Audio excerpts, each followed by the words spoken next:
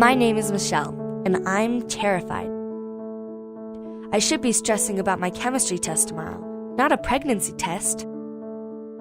It's ironic, really, how similar the waiting process is for these two tests. Anticipation, nausea, and the constant thought that these results will change my life. Only, if I fail chemistry, I can probably take it again next semester. If these results come back the wrong way, there's no do-overs. I can't just make myself be unpregnant. Or can I? My name is Bonnie. I've been a patient advocate for 3 years. During that time, I've seen many women like Michelle. Young, scared, and feeling like the world is crashing down around them. I get where they're coming from. I remember times when I couldn't see how everything was going to work out. I wish I'd had someone to tell me it was going to be okay.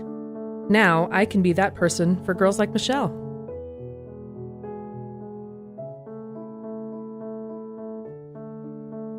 My name is Kathy.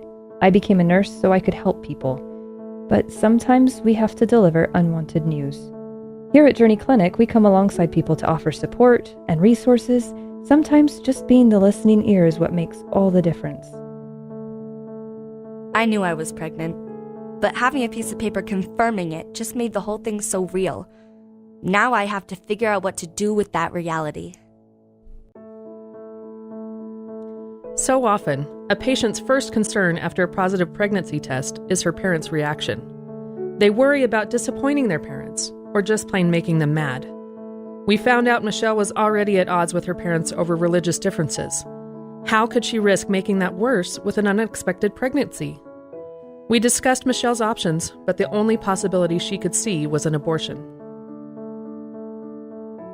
We talk with our patients about what their options are, and when they're set on abortion, we explain how important an ultrasound is. Abortion is a big step, and it's vital that a woman have accurate information before making her decision. I talked with Michelle about a free ultrasound at Journey Clinic so she could see if the pregnancy is viable, if the baby has a heartbeat, ensure that the pregnancy was in her uterus, and how far along she was. Every woman should have that information before deciding how to proceed. When the nurse first mentioned an ultrasound, I thought she was crazy. I don't want to get attached. But as she explained why an ultrasound would be helpful, it made a lot of sense. No need to get an abortion if I'm already miscarrying, right? But when we got into the ultrasound room, I knew I couldn't take it. My heart broke for Michelle. She had a trapped look in her eyes, like no matter what decision she made, it would be the wrong one. I was surprised at the emotion I felt from witnessing that moment. I finished the ultrasound with the screen turned away. Abortion is my only option. I can't face my parents or Michael's parents being pregnant. His mom already doesn't like me. I can't lose my college scholarship. It's just too much. I was so glad that Bonnie and Kathy were there for me during my pregnancy test and ultrasound. They never once judged me or made me feel ashamed. This whole process would have been so much harder if I had to do it alone. I promised myself I would choose an abortion clinic the next day, after my midterm, and then make sure I never have to do that again.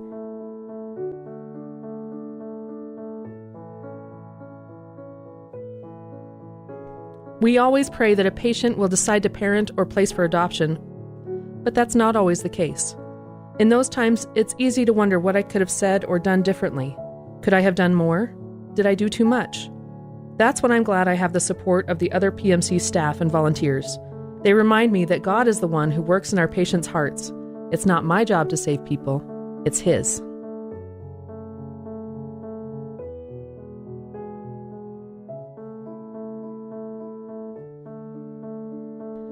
A week after we met for her pregnancy test, I gave Michelle a call. I wanted to see if there was anything else we could do for her. She sounded uneasy.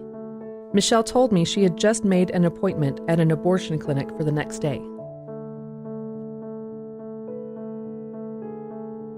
It was so weird that Bonnie would call me right now.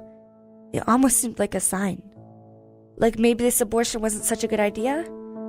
I mean, what are the odds that Bonnie would call me right after I made my appointment? But there's still all this stuff getting in the way.